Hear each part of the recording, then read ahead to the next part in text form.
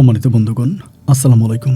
দূরে কাছে দেশে অথবা দেশে বাইরে থেকে বন্ধুরা ঠিক এই মুহূর্তে যে যেখান থেকে বাস্তব জীবনের গল্প শোনার জন্য আমার সাথে জয়েন করেছেন, আমি আপন। আর যে আপন জীবনের গল্পের 966তম পর্বে আপনাকে বরাবরের মতো স্বাগতম জানাচ্ছি। বন্ধুগণ, আজ আমি আপনাকে শোনাবো রাজধানী ঢাকার পার্শ্ববর্তী কোনো এক জেলার ছেলে মোহাম্মদ নেওয়াজের জীবনের এক চরম কষ্টকর বাস্তব জীবন কাহিনী। বন্ধুরা, আজকের গল্পের টাইটেল যে হজ করাতে গিয়ে বউকে বিক্রি করে দেয় স্বামী। হজ করাতে গিয়ে নিজের বউকে বিক্রি করে দেয় এক স্বামী। দেখেন, আজ থেকে বেশ কয়েক বছর আগে আমি ফেসবুকে একটা পোস্ট দেখেছিলাম যে কোনো একটা মসজিদের অনেকগুলো ফ্যান চুরি হয়েছে রাতের বেলায়, কিন্তু ফ্যানগুলো চুরি হয়েছে মসজিদে তো কোনো সিঁড়ি বা মই কোনো কিছু ব্যবহার করা হয় না বা নাই। সেখানে মসজিদের যে কোরআন শরীফগুলো ছিল, সেই কোরআন শরীফগুলো তাকে তাকে বসিয়ে এগুলোকে ওঁচা বানিয়ে সেই কোরআন শরীফের উপরে দাঁড়িয়ে তারা মসজিদের ফ্যানগুলো খুলেছে এবং এগুলা চুরি করে বিক্রি করেছে। সেই সমস্ত মানুষদেরকে যদি আপনি কোরআনের কসম করতে বলেন, যারা কোরআনে পা দিয়ে মসজিদের ফ্যান খুলতে পারে, এই সমস্ত মানুষগুলোকে যদি আপনি কোরআনের কসম দেন, তারা তো কোরআনের কসম খেয়ে সব কিছুই বলতে পারবে। চোরে না শুনে ধর্মের কাহিনী। গল্পটা শুরু থেকে শেষ পর্যন্ত শুনেন, এক নতুন বাস্তবতার সম্মুখীন হবেন। আশা করব শুরু থেকে শেষ পর্যন্ত গল্প জুড়ে আমার সাথেই থাকবেন এবং গল্প শেষে মোহাম্মদ নেওয়াজকে ঠিক আপনার মতো করে একটা মন্তব্য কমেন্ট বক্সে লিখবেন। ধন্যবাদ সবাইকে। সুপ্রিয় বন্ধুগণ, আসসালামু আলাইকুম। আমার নাম মোহাম্মদ নেওয়াজউদ্দিন। আমার বাড়ি রাজধানী ঢাকার পার্শ্ববর্তী কোনো এক জেলায়। বন্ধুরা, আমি আমার জীবনের গল্পটা শুরু করার শুরুতে আপনাদেরকে আমার পরিবারের বিষয়ে জানিয়ে রাখি। আমার পরিবারে আমি আছি, আমার বাবা আছে, মা আছে, তাছাড়া রয়েছে আমার বড় একটা ভাই। আমরা টোটাল 2 ভাই, আমাদের কোনো বোন নেই।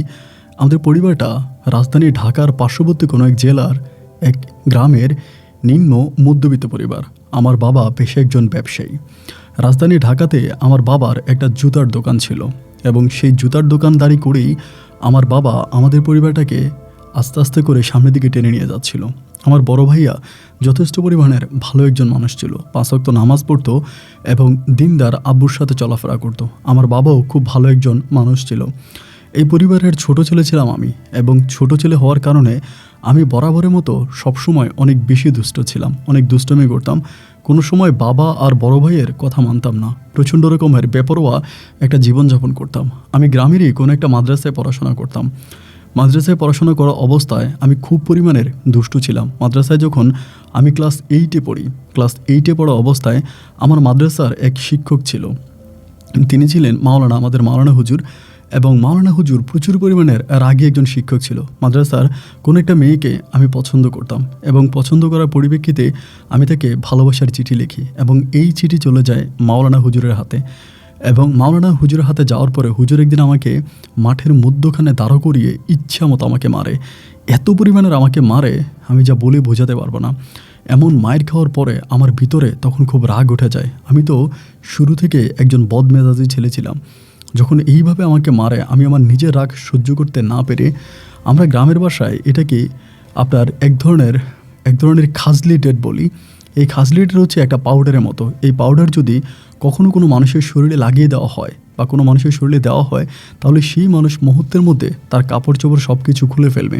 এটা চুলকানির পাউডার বলা হয়।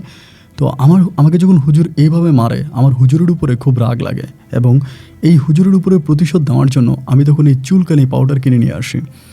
ঢাকায় গিয়ে আমি এক বন্ধুর সহযোগিতায় চুলকানি পাউডার কিনি এবং পাউডার কেনার পরে যখন আমাকে ইনি ওনার পাশে দাঁড়িয়ে বই দিত পড়ার জন্য, একদিন আমি বই পড়ার সময় খুব কষ্ট করে, উনি আবার একটু আরামপ্রিয় মানুষ ছিল, অনেক সময় মাদ্রাসার বাচ্চাদেরকে দিয়ে মাথার চুল মাথা টিপাইতো, চুল টানাইতো, একটু আরামপ্রিয় মানুষ ছিল।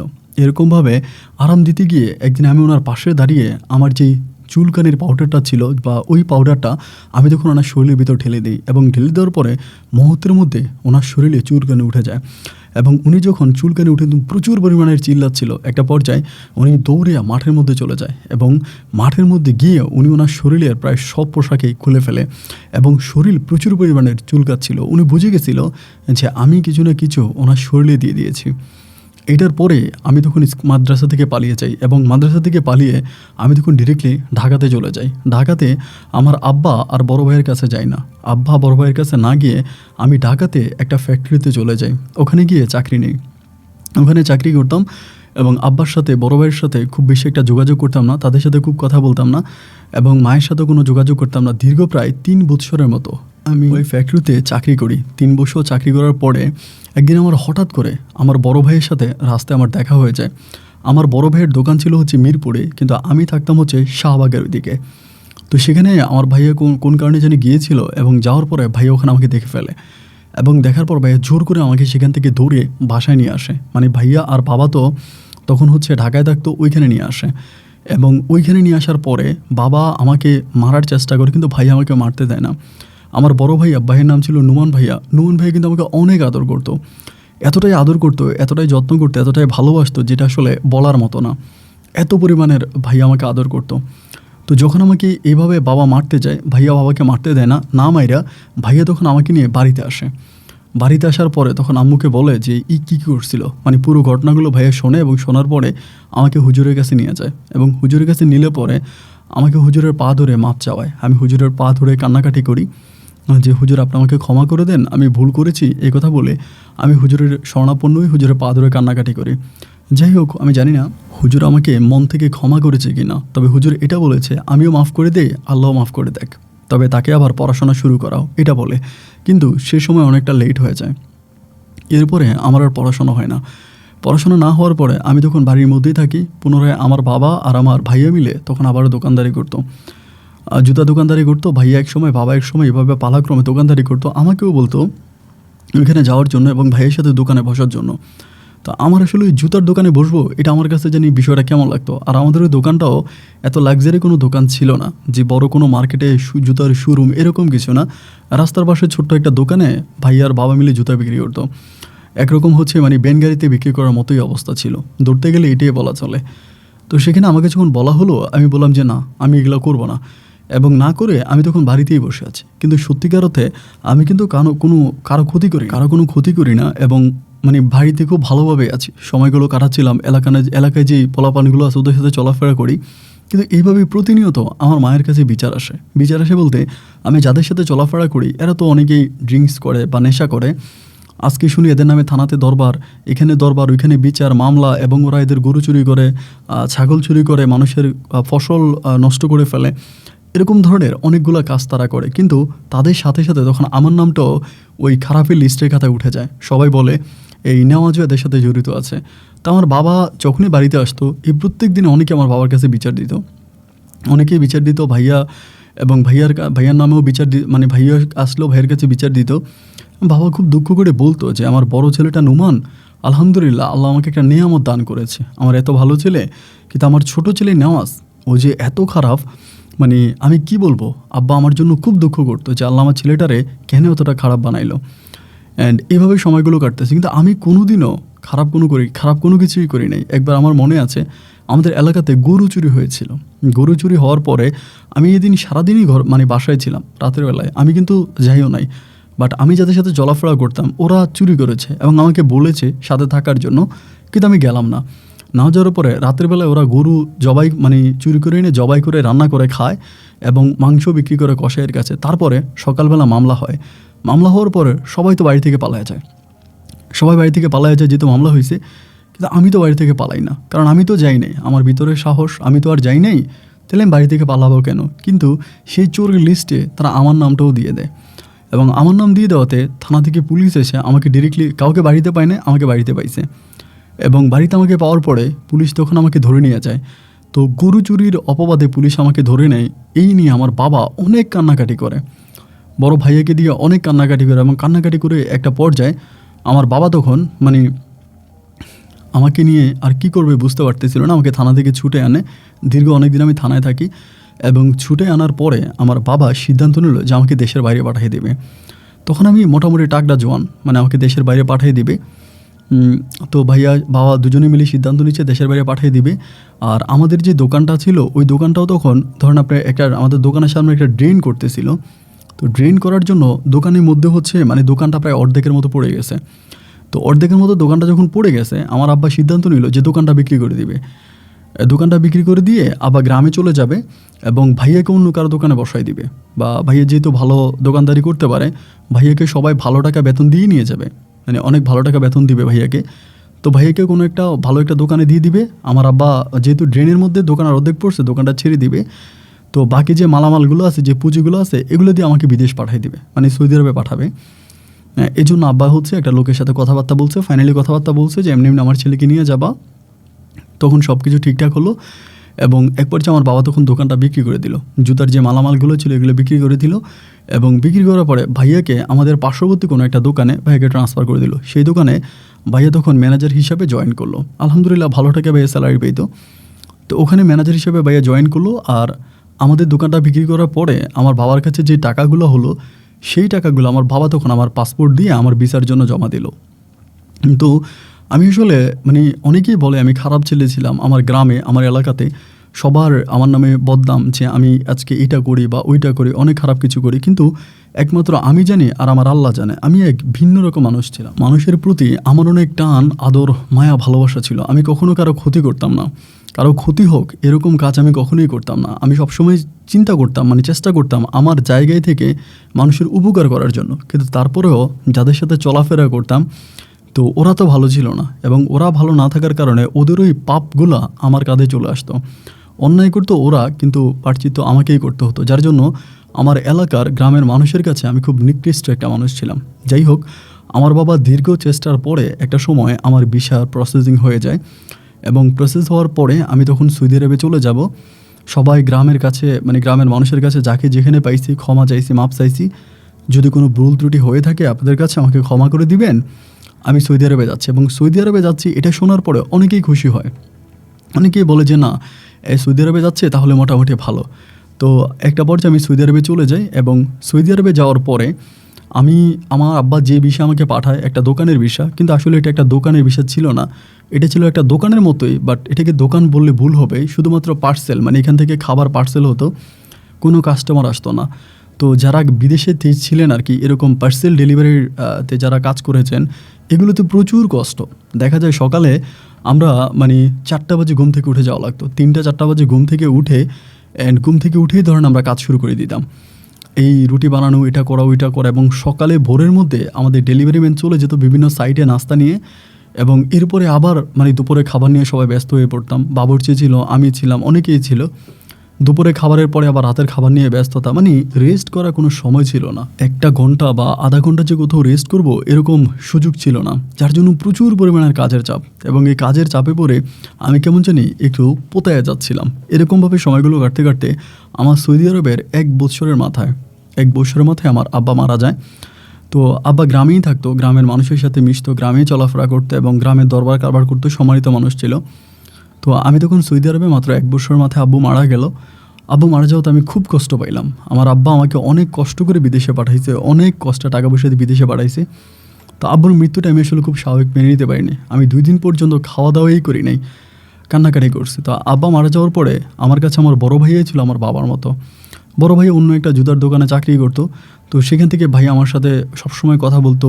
এবং বাবা মারা যাওয়ার পরে আমার বাবার নামে ব্যাংক অ্যাকাউন্ট ছিল, আমি বাবার অ্যাকাউন্টেই টাকা পাঠাইতাম। তো বাবা যখন মারা গেছে, আমার মা তো খুব অশিক্ষিত, মানে অশিক্ষিত বলতে আমার মায়ের শিক্ষা ছিল না। তো আমার আম্মা আবার একটু সহজ সরল বোকা টাইপের মানুষ, মানে হয় না যে কিছু, এক কথায় মানসিক প্রতিবন্ধী বললেও চলে। একটু বেশি বেশি কথা বলে, মানে নিজের তেমন একটা মানে নিজের প্রতি নিজের একটা গ্রামের একদম সহজ সরল সাদামাটা টাইপের কিছু মানুষও না, এই টাইপের মানুষ। তো বাবা যখন মারা গেল, বাবার অ্যাকাউন্টে আমি ওই সময় টাকা দিতাম, বাট অত বেশি টাকা দিই না। আমি পুরো 1 বছরে মনে হয় 20 না 25 হাজার টাকা দিছিলাম, কারণ আমার স্যালারিও কম ছিল, ওভাবে কাজও করতে পারতাম না। একদিন কাজ করলে 3 দিন করতে পারতাম না, অসুস্থ হয়ে পড়ে থাকতাম। তো এরপরে আমার ভাইয়ের অ্যাকাউন্টে আমি টাকা পাঠাইতাম। তো ভাইয়া সবসময় আমাকে বলতো যে নেওয়াজ, কষ্ট করে কাজ করে যদি টাকা ইনকাম করতে পারিস, যদি তোর কিছু টাকা হয় তাহলে টাকাগুলো ভাইয়েরা পাঠাইলে ভাইয়া হচ্ছে একটা জুতার দোকান দিব, একটা ভালো দেখে। আমার আব্বা তো আর বড় কোনো দোকান দিতে পারে নাই, ঢাকা শহরে কোনো একটা মার্কেটে আমরা একটা ভালো জুতার দোকান দিব, এবং জুতার দোকান দিলে পরে তুই বিদেশ থেকে আসলে তুই আর ভাইয়া মিলে জুতার দোকানদারি করবো, তোর আর বিদেশে যাওয়া লাগবে না। মানে আমি তো সবসময় বাইরে ফোন দিয়ে বলতাম যে ভাইয়া বিদেশে অনেক কষ্ট, খাইতে পারি না, ঘুমাইতে পারি না, অনেক গরম, তারপরে 12 ঘন্টা 14 ঘন্টা 16 ঘন্টা পর্যন্ত ডিউটি করা লাগে, তো এত পরিশ্রম ভাইয়া নিতে পারি না। খুব কান্নাকাটি করতাম আর কি ভাইয়ের কাছে। তো ভাই আমারে বলে কান্নাকাটি করিস না ভাই, আমাদের বাবাজি তো মারা গেছে, কষ্ট করে টাকা পয়সা ইনকাম কর, যদি কষ্ট করে টাকা পয়সা ইনকাম করতে পারিস তাহলে তুই যদি দেশে আসিস, দেশে আসলে আমরা দুই ভাই মিলা অনেকটা মার্কেটের ভিতরে ভালো একটা দোকান দিব। তো আমিও ভাই সারাদিন যে পরিশ্রম করতাম না, একদম হাড় ভাঙা পরিশ্রম, কিন্তু একদম সারাক্ষণ আগুনের কাছে থাকা লাগতো। মানে সৌদি আরবে যারা থাকেন তারা তো জানেন যে জুন জুলাই কী পরিমাণ গরম পড়ে। এই জুন জুলাইয়ের এরকম গরম আগুনের মধ্যেও আমি মনে করেন হচ্ছে কি আপনার এই কাজ করা লাগতো, কিচেনে কাজ করতাম, মানে প্রচুর পরিমাণে ঘামায় যাইতাম। এক একটা সময় এরকম হতো যে একদিন আপনার 20টা 25টা হচ্ছে ওটস স্যালাইন খেতাম, এত পরিমাণের। বাড়ি থেকে যদি কোনো লোক আসতো, মানে আমাদের বাংলাদেশ থেকে কোনো লোক আসলে ভাইয়েরই শুধু বলতাম যে ভাই আমার জন্য ওটস স্যালাইন পাঠাইন, মানে আমার জন্য ওটস স্যালাইন পাঠাইন, আর কিচ্ছু লাগবে না। কত বোতল পানি যে পান করতাম তার কোনো হিসাব নাই। মানে এত পরিমাণের কষ্টের জীবন ছিল, এর চেয়েও বেশি কষ্ট আর কোনো মানুষের লাইফে হতে পারে না। এত কষ্ট করে টাকা পয়সা ইনকাম করতাম, ভাইয়ের জন্য পাঠাইতাম। তো ভাইয়ার অনেক বয়স হয়ে গেছিলো, তো ভাইয়া তখন ওখানে দোকানদারিও করতো, এবং ওই সময় আম্মু একটু অসুস্থ হয়ে যাওয়ার কারণে বেশিরভাগ বাড়িতেই থাকতো। এমন করে সময়গুলো কাটতে কাটতে একটা পর্যায়ে মানে অনেক দিন পরে ভাইয়া একদিন আমার সাথে ফোনে কথা বলে। মানে আম্মু তো বিয়ের কথা বলেই না, কারণ হচ্ছে যে ভাইয়া তো একটু মানে আম্মু তো একটু অন্যরকম মানুষ। এলাকার লোকজন বলে আর কি যে তোর ভাইয়া বিয়ে করে না, বা ভাইয়াকে বিয়ের জন্য অনেকেই কথাবার্তা বলে। ভাইয়া আমার সাথে একদিন ফোনে কথা বলতে বলতেছে যে নেওয়াজ, অমুক বাড়ির একটা মেয়ে নাম হচ্ছে বৃষ্টি, এই মেয়েটার তোর কেমন লাগে, আমি মেয়েটার বিয়ে করতে চাই। তো বৃষ্টি মেয়েটা হচ্ছে আমাদের গ্রামের মানে সবচেয়ে সুন্দরী মেয়ে, কিন্তু গরিব, মানে এতটাই গরিব যে ওর বাবা রেল স্টেশনে একরকম ভিক্ষা করতো। মানে আগে ভিক্ষা করতো, ওনার পায়ে একটু সমস্যা ছিল, তো সমস্যা থাকার কারণে উনি রেল স্টেশনে ভিক্ষা করতো। এরপরে গ্রামের মানুষ ধরে ওনার একটু জমি জমা দিয়ে দিছে, বন্ধক বাগা বা ওইসবে কিছু টাকা দিছে। এরপর উনি এখন মানে কৃষিক্ষেত্রে কাজ করে, কিন্তু আর ভিক্ষা করে না। তো ওনারই মেয়ে, ওনার ছেলেও আছে, মেয়েও আছে। তো ওনার ওই মেয়েটা আমাদের গ্রামের মোটামুটি খুব সুন্দরী একটা মেয়ে, বলে না যে গোবরে পদ্ম ফুলের মতো, দেখতে শুনতে যথেষ্ট নম্র ভদ্র এবং খুবই সুন্দরী, এবং পড়াশোনাও ছিল মেয়েটার। তাই ভাইয়া যখন আমার বললো, আমি তখন বললাম যে ভাইয়া এই মেয়েটা তো আসলে তোমার কথা ঠিক আছে, সবই ঠিক আছে, তোমার পছন্দ হয় বা মেয়েটা ভালো, কিন্তু মেয়ের বাবা তাকে ভিক্ষা করতো, মানে ভিক্ষকের মেয়ে। এক কথায় বলতে গেলে এখনও সবাই ভিক্ষকের মেয়েই বলে। তো এরা ফকিরের একটা মেয়েরে বিয়ে করবা, এটিকে আসলে ভাইয়া ভালো দেখায়, এটা কেমন দেখায়? আমার ভাইয়া বলে দেখ মেয়েটা ভালো, বা এই বর্তমান সময়ে এত সুন্দরী মেয়ে পাওয়া যায় না। আর আরেকটা বড় কথা হচ্ছে যে মেয়েটা খুবই পর্দাশীল, আমার কথাবার্তা শুনবে, মানবে। তো আমার কাছে কেন জানি মনে হয় মেয়েটা ভালো হবে। তো আমার যে আত্মীয় স্বজন ছিল, লাইক মামারা ছিল বা গ্রামের অনেক মানুষ ছিল, এরা সবাই এটার বিরোধিতা করতেছে। সবাই বলে যে না, এটা হতে পারে না। এই নুমান একটা শিক্ষিত ছেলে, একটা জুতো দোকানের ম্যানেজার, ওর বাবারও আগে জুতার ব্যবসা ছিল। তো এরকম একটা ছেলে একটা গ্রামের অশিক্ষিত এরকম একটা মেয়েরে বিয়ে করবে, এটা হতে পারে না। মানে একটা ফকিরের মেয়েরে বিয়ে করবে, একটা ফকিরের মেয়েকে বিয়ে করবে যার বাবা ভিক্ষা করতো, এরকম একটা মেয়েকে তো বিয়ে করা কোনোভাবেই সম্ভব না। সবাই এটার ঘোর বিরোধিতা করে যে না, এটা হতেই পারবে না। মানে আমি বললাম, মানে আমি তখন আমার চাচাদেরকে বা আমার দূর সম্পর্কের আত্মীয়দেরকে বোঝাচ্ছিলাম যে ভাইয়া পছন্দ করছে, তো ভাইয়া যেহেতু পছন্দ করছে আপনি এটাতে বিরোধ করতে পারেন না। আর ভাইয়ের তো বিয়ের বয়স প্রায় পেরিয়ে যাচ্ছে, বিয়ের বয়স শেষ হয়ে যাচ্ছে। তো সেখানে ভাইয়ার আসলে মানে খুব উচিত যে বিয়েটা করা, বা এখানে আপনি মেয়েটারে বিয়ে দেন। শুধুমাত্র আমার ইচ্ছাতে, মানে আমার এখতিয়ারে তখন এই ভাইয়া বিয়ে করে। ভাইয়া যখন বিয়ে করে, ভাইয়ার যেদিন বিয়ে হবে আমার কিন্তু ছুটি নেই, আমি যেখানে কাজ করি ওখান থেকে ছুটি পাই না। 1 সপ্তাহের ছুটিতে বাড়িতে আসছিলাম, মানে 1 সপ্তাহ ছুটিতে বাড়িতে আসছিলাম শুধুমাত্র ভাইয়ার বিয়েতে মানে উপস্থিত থাকবো বলে। যদিও মা আর ভাইয়া দুজনেই মানা করছিল যে দরকার নাই এত টাকা টিকিটের খরচ দিয়া 1 সপ্তাহের জন্য আসার, তুই আরও পরেই আয়, প্রয়োজনে আইসা আরও কয়েকদিন থেকে যাইস। তো আমার কথা হচ্ছে পরে আসলে তো আর আমি ভাইয়ের বিয়েটা দেখবো না, আমি এখনই যাব, এবং ভাইয়ের বিয়েতে আমি অনেক মজা করব, অনেক আনন্দ করব, এবং যতই কষ্ট হোক আমি যাব। এবং আমি একরকম মানে এরকমই সিদ্ধান্ত নিয়েছি, দরকার হলে আমি ক্যান্সেলে চলে যাব, তারপর আমি ভাইয়ের বিয়েতে যাব। আর ওই সময় মোটামুটি আমাদের টাকা পয়সা হয়ে গেছে, আমি যদি আর বেশি না 3-4 বছর বিদেশ করবো, তারপর আমি দেশে চলে আসবো, মানে এরকম একটা প্ল্যানিং আমি রয়ে গেছি। তো 1 সপ্তাহের জন্য তখন দেশে আসি। দেশে আসার পরে ভাইয়ের বিয়েতে আমরা রাতভর অনেক মজা করি, আমরা ডিজে পার্টি করি, এবং ঢাকা থেকে অনেক বড় ব্যান্ড তারকাদেরকে নিয়ে আসি, আমি গান টান বাজাই, এবং আমি ভাইয়ের বিয়েতে হান ক্যাশ 2 লাখ টাকা খরচ করি। এটা আসলে মানে কোনোভাবেই ভাইয়া গ্রহণ করলো না এবং গ্রামের অনেকে এটাতে খারাপভাবেই দেখলো।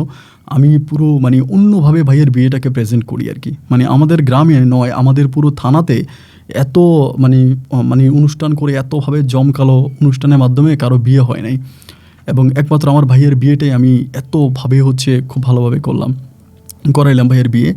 তো ওই ছুটি ছিল হাতে গোনা 7 দিন। 7 দিন পরে আমার আবারও আমার সৌদি আরবে ব্যাক করতে হয়, সৌদি আরবে চলে আসি। তো আসার পরে আমি পড়ে আছি, বাট আমার ভিতরে কখনো এই জিনিসগুলো কাজ করতো না। আমার রুমে অনেকেই থাকতো, তারা বাংলাদেশি মেয়েদের সাথে ফেসবুকে কথা বলতো বা ইমোতে কথা বলতো। অনেকেরই মানে প্রত্যেকেরই গার্লফ্রেন্ড ছিল, হ্যাঁ 1-2টা গার্লফ্রেন্ড ছিলই। মানে আমার ওরকম টার্লফ্রেন্ড ছিল না। আর আমিও মাশাআল্লাহ দেখতে শুধু অনেক ভালো ছিলাম। মানে ভালো ছিলাম বলতে আমি সবসময় চুলের খুব যত্ন করতাম। আমার মাথায় লম্বা লম্বা চুল ছিল এবং নিজের বডির অনেক যত্ন নিতাম আর কি। তো এবং ব্যায়ামও করতাম। আমি জিম করতাম, সৌদি আরবে জিম করতাম, এইরকম আর কি। সৌদিয়ানদের সাথে আমি জিম করতাম। তো সেই জায়গা থেকে মানে হঠাৎ যখন মানে এরকম প্রেম করে না, বাট আমার এই প্রেমের প্রতি কোনো অ্যাটেনশন নাই, কোনো কিছুই নাই। এমন করেই ভাইয়ার ওখানে পড়ে আসি। তো ভাইয়া বিয়ে করার পরে প্রায় 2 বছর কেটে যায়, আরও 2 বছর কেটে যায়, কিন্তু ভাইয়ার ঘরে কোনো সন্তানাদি হয় না। ওই সময় ভাইয়া ভাবিকে নিয়ে ঢাকায় চলে যায়। যেহেতু ভাবি সুন্দরী ছিল এবং ভাইও গ্রামে আসতে পারে না, বেশিরভাগ গ্রামে আসে না, মাঝে মাঝে আসে। তো এই জন্য ভাইয়া চলে যায় ভাবিকে নিয়ে। আর আম্মাকে ঢাকায় নেওয়ার জন্য চেষ্টা করি, কিন্তু আমার ঢাকায় যায় না। ঢাকায় না যাওয়ার কারণে আমাদের গ্রামেরই একটা কাজের লোক আমার আম্মুর জন্য রেখে দেয়, কাজের মহিলা রেখে দেয়। এবং আম্মুকে ওই কাজের মহিলা রান্নাবান্না করে খাওয়ায়, আম্মুর সেবা যত্ন করে। আম্মুর সাথে মানে 24 ঘন্টা ওই মহিলা খুব ভালো একটা কোঅপারেশন সম্পর্ক রেখেছে। তো এদিক দিয়ে ভাইয়া তার ওয়াইফকে নিয়ে মানে ভাবিকে নিয়ে, বৃষ্টিকে নিয়ে ভাইয়া তখন হচ্ছে চলে গেছে আপনার ঢাকাতেই থাকতো। তো ভাবি খুব ভালো ছিল। ভাবির সাথে আমি খুব বেশি একটা কথা বলতাম না, মাঝে মাঝে 1 মিনিট 2 মিনিট ভাইয়ার মোবাইল দিয়ে কথা বলতাম। আর আরেকটা কথা হচ্ছে ভাইয়া কিন্তু ভাবিকে মোবাইল ব্যবহার করতে দিত না। সবসময় বলতো তোমার ফোন ইউজ করা যাবে না, তুমি ফোন ইউজ করবা না, কারণ মোবাইল ব্যবহার করলে মেয়েরা খারাপ হয়ে যায়। আমার ভাইয়ার মতে যে মেয়েরা যদি মোবাইল ব্যবহার করে তাহলে তারা খারাপ হয়ে যাবে, এই জন্য ভাইয়া তারা মোবাইল ব্যবহার করতে দিত না, সবসময় ঘরের মধ্যে আটকে রাখতো। তাই একটা এইভাবে আরও প্রায় 4 বছরের মতো কেটে যায় ভাইয়ার বিয়ের, কিন্তু কোনো বাচ্চা কাচ্চা হয় না। বাচ্চা কাচ্চা কেন হয় না এটা বুঝি না। তো ভাইয়ারে জিজ্ঞেস করি, যে ভাইয়া বলে দেখ তোর ভাবির মনে হয় সমস্যা আছে, নাহলে আমার সমস্যা আছে, ডাক্তার তো দেখাচ্ছি, বেবি তো হচ্ছে না, এগুলোই ভাইয়া সবসময় বলতো। এমন করে প্রায় 4 বছর পরে মানে হঠাৎ করে একদিন আমার কাছে ফোন আসলো, যে বাড়ি থেকে যে কোনো একজন লোক আর কি আমার পরিচিত গ্রামের, আমার ফোন দিয়ে বললো যে আমার ভাবি নাকি পালায়ে গেছে। মানে আমার ভাবি নাকি পালায়ে গেছে এবং চলে গেছে, মানে ভাইয়ার টাকা পয়সা সব কিছু নিয়ে ভাবি পালায়ে গেছে, এরকম একটা খবর আমি পাইলাম। এবং আমার ভাইয়া কিন্তু ভাবিরে অনেক ভালোবাসতো, এত পরিমাণের ভালোবাসতো যে ভাবিরে ছাড়া কিচ্ছু বুঝতো না। ভাবি একটু অসুস্থ হলে ভাইয়া পাগল হয়ে যেত, খুব ভালোবাসতো আর কি। সুন্দরী বউ ছিল তো, খুব ভালোবাসতো। তো খবর পাইলাম ভাবি চলে গেছে, মানে এটা শোনার পর আমি খুব অবাক হয়ে গেলাম। ভাইয়ারে ফোন দিলাম, ভাইয়া রিসিভ করে কান্নাকাটি করতেছে। আমি বললাম যে ভাইয়া সবাই বলে ভাবি নাকি সব টাকাটুকু নিয়ে গেছে। ভাইয়া বলে হ্যাঁ টাকা তো সব নিয়ে গেছে। আমি কী বলেন টাকা সব নিয়ে গেছে? বলে হ্যাঁ, কিভাবে আমার ব্যাংক থেকে টাকা উঠে ফেলছে, আর আমি ব্যাংকে বেশি টাকা রাখি নাই। তুই যখন ব্যাংকে টাকা পাঠাইতি আমি সেই টাকা উঠে স্বর্ণ কিনা রাখছিলাম, কারণ স্বর্ণের দাম বাড়ে, টাকার দাম তো আর বাড়ে না। ধর টাকা ব্যাংকে যা রাখছি তাই পড়ে থাকে, এটা তো আর বৃদ্ধি পায় না। কিন্তু আমি যদি স্বর্ণ কিনে রাখি, প্রতি মাস 2-3 মাস পর পরে স্বর্ণের দামটা বাড়ে, এই জন্য স্বর্ণটা কিনে রাখলাম। কিন্তু সে আমার এই ডয়ার থেকে স্বর্ণ তো নিয়ে গেল এবং আমার যে জমানো টাকা ছিল ব্যাংকে ছিল, আমার সিগনেচার কেমনে নকল করে আমার ব্যাংক থেকেও সে টাকা উঠে ফেলছে। আমার এই যে 7 বছর 8 বছরের ইনকাম সবই শেষ। ভাইয়া চিৎকার করে কান্না করে বলতেছে, ভাইরে আমি তোর কাছে কি জবাব দিব, আমি তোরে কি বলবো? আল্লাহ যাতে আমার মরণ দেয়, আর আমি যদি বাইচেও থাকি, আমার বাপের মোটামুটি যতটুকু সম্পদ আছে, আমাদের তেমন কোনো জায়গা সম্পত্তি ছিল না। মানে জমিতে হয়তো 1 থেকে 2 ঘন্টার মতো জমি ছিল, আর বাড়িতে হচ্ছে বসতের জায়গাটায়। আমার ভাইয়া বলে যে আমি বসতের জায়গাটা পুরোটা তোকে দিয়ে দিব, বাবার জমি জমা সব কিছু তোকে দিয়ে আমি ঘর ভাড়া থাকবো। আমি জানি বাবার জমি জমা ঘর বাড়ি সব কিছু বিক্রি করলেও হয়তো অত টাকা হবে না, তুই আমাকে যত টাকা দিয়েছিস। বাইরে আমি কি করবো বল, তোর ভাবি তো আমাকে শেষ করে দিয়েছে। ভাইয়ার কথা শুনে আমি তখন আমার চোখের পানি ধরে রাখতে পারলাম না, হজরে কান্না করতে শুরু করলাম যে এটা কীভাবে, মানে এটা কেন হলো। এবং এটার জন্য তো আমি আসলে মোটেও প্রস্তুত ছিলাম না যে ভাই এটা আমার কী বলতেছে, কী কারণে আমাদের জীবনে এতটা দুঃখ নেমে আসলো, কান্না করতেছি এবং মানে মাকে ফোন করে, আমার মা তো একটু সরল সোজা বোকা মানুষ, ওই মাও কান্নাকাটি করে, ভাইয়ারে বুঝে, ভাইয়া টাকা কোনো ফ্যাক্ট না, টাকার সমস্যা না, আমার টাকা গেছে, আমি এটা নিয়ে কোনো টেনশন করেন না, আপনি টাকা নিয়ে চিন্তা করেন, আপনি নিজের যত্ন নেন, নিজে খাওয়া দাওয়া করেন, আমার টাকা নিচে সমস্যা না, আমার শরীর তো আছে, আমি ইনকাম করতে পারবো। ভাই আমারে বলেন না, আমি কী করবো, আমি তো তোর টাকা দিয়ে, আমি তোর টাকাটা দিব কোত্থেকে, আমি কেন তোর টাকাটা নিলাম, ভাইরে তুই তো, তোর তো আমি জীবনটা নষ্ট করে দিলাম, তুই তো আমার একমাত্র ছোটো ভাই, তুই তো আমার কথায় উঠতি আর বসতেই। এরকমই ছিল ভাইয়া, আমি কখনোই মাস শেষে বেতন পাইলে নিজের খরচের টাকাটা ছাড়া আর একটা টাকাও পকেটে রাখতাম না, সম্পূর্ণ টাকা ভাইয়ের জন্য পাঠিয়ে দিতাম, কারণ আমি ভাইয়াকে আল্লাহর পরে বিশ্বাস করতাম, আর ভাইও আমাকে খুব বিশ্বাস করতো। আমিও দেখতাম যে ভাইয়া যথেষ্ট নামাজি, দিনদার, ভালো একজন মানুষ ছিল, মুখ ভর্তি দাঁড়িয়ে ছিল, যথেষ্ট পরিমাণে ভালো একজন মানুষ ছিল। তো এক্ষেত্রে ভাইয়াকে আমি খুব বিশ্বাস করতাম। তো এখন এই টাকাটা মানে ভাবি চলে যাওয়ার পরে ভাইয়া হচ্ছে একটু কেমন হয়ে গেছে, মানে কেমন হয়ে গেছে বলে সব সময় ফোন দিলে কান্নাকাটি করতো, মানে অলওয়েজে ফোন দিলে কান্নাকাটি করে, অলওয়েজে ফোন দিলে কান্নাকাটি করে। এবং এরকম কান্নাকাটি করতে করতে ভাবি চলে যাওয়ার ঠিক 17 দিনের মাথায়, 17 থেকে 18 দিনের মাথায় আমি খবর পেলাম যে আমার কলিজার টুকরা ভাই মারা গেছে। ঢাকাতে ট্রেনের নিচে পড়ে, ট্রেনে কাটা পড়ে ভাইয়া মারা গেছে।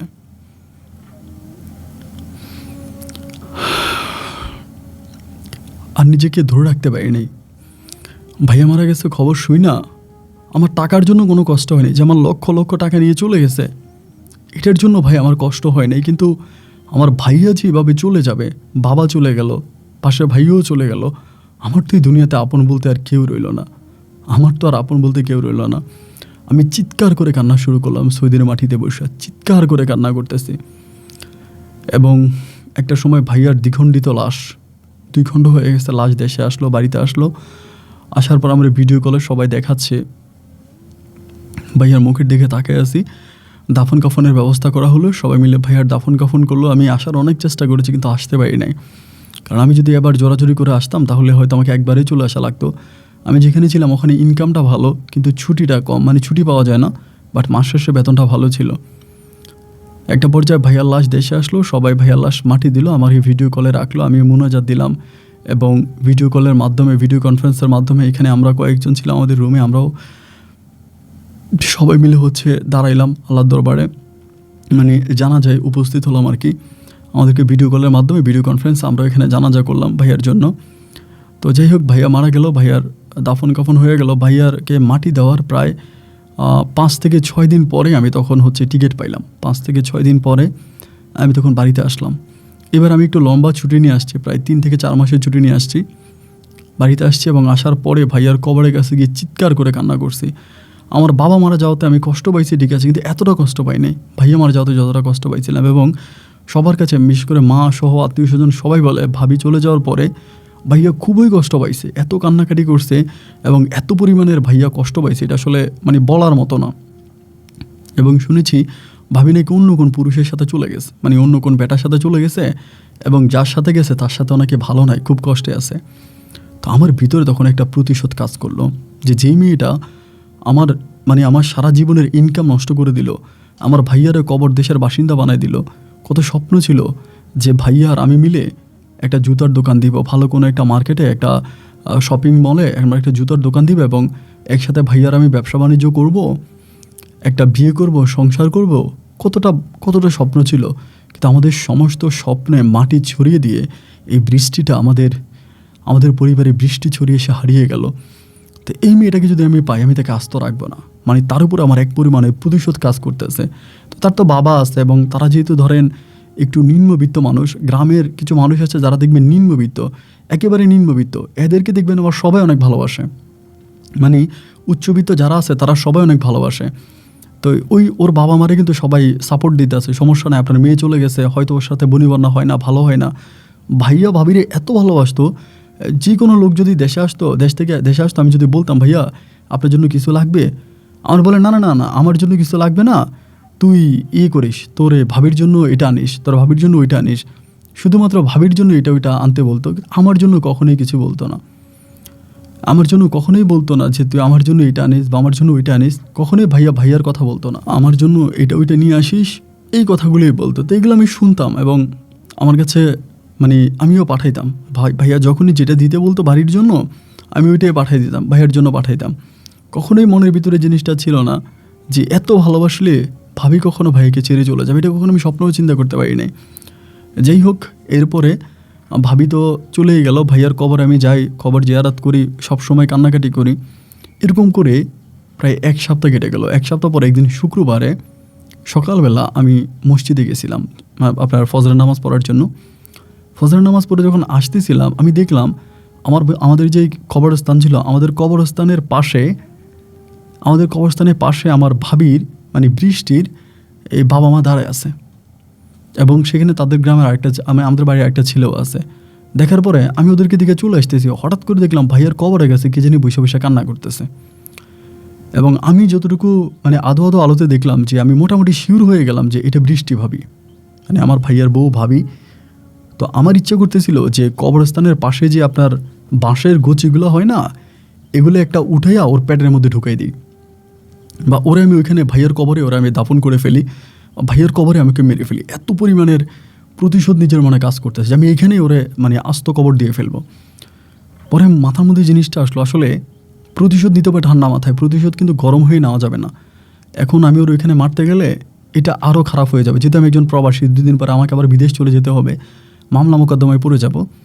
এই জন্য চিন্তা করলাম যে না, ঠান্ডা মাথায় কাজ করতে হবে। ঠান্ডা মাথায় কীভাবে কাজ করব আমি তখন চিন্তা করতেছিলাম যে কোন অ্যাঙ্গেল থেকে কাজ করা যায়। তো আমি তখন আস্তে আস্তে ওনাদের কাছে গেলাম, মানে ভাবির বাবা মায়ের কাছে। তারা বলে আমার ভাইয়া নাকি ভালো ছিল না, ভাইয়া খারাপ ছিল, এই আমার ফেরেস্তার মতো ভাইয়ারে তারা এগুলো বলে। আমার দেশে আসার পরেও বিভিন্ন লোকদের কাছে তারা বলতো যে আমার ভাইয়া ভালো ছিল না। পরে আমি বললাম যে কী অবস্থা তালুই, এইখানে দাঁড়ায় আছেন যে? পরে বলে বৃষ্টি আসছিল, তোমার ভাইয়ার কবরে গেছে, আমি ডাক দিতেছে আসতেছে না।